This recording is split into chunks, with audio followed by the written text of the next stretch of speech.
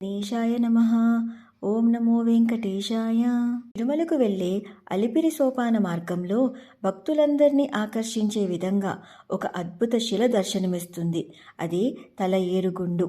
పూర్వము శ్రీవారి భక్తులు స్వామి దర్శనార్థం తిరుమలకు వెళ్తూ దారిలో ఉన్న ఈ గుండుకు అంటే శిలకు తలను ఆంచి కొండపై ఉన్న తిరుమలేశునికి ఒక్కసారి నమస్కరించుకుని తమ ప్రయాణాన్ని కొనసాగించేవారట. తమ తలని ఈ గుండుకు ఆంచి నమస్కరించుకునేవారు కాబట్టి అప్పటి నుంచి ఈ శిలకు తల ప్లస్ ఏరు ప్లస్ గుండు అంటే తల ఏరు గుండు అనే పేరు వచ్చింది అంటారు పెద్దలు. ఆ శిలపైన ఆంజనేయ స్వామి వారు అంజలి ముద్రలో దర్శనమివ్వటం విశేషం.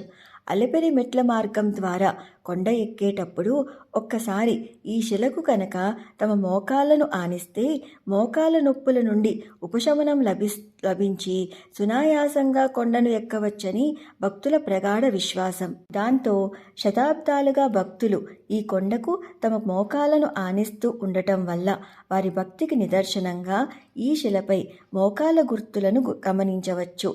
ఈసారి తిరుమల యాత్ర చేస్తూ అలిపిరి సోపాన మార్గం ద్వారా కొండ ఎక్కి తిరుమలేశుని దర్శించుకోవటానికి వెళ్లే సమయంలో ఈ తలయేరుగుండు ప్రాశస్త్యాన్ని నేరుగా దర్శించి ధరించండి.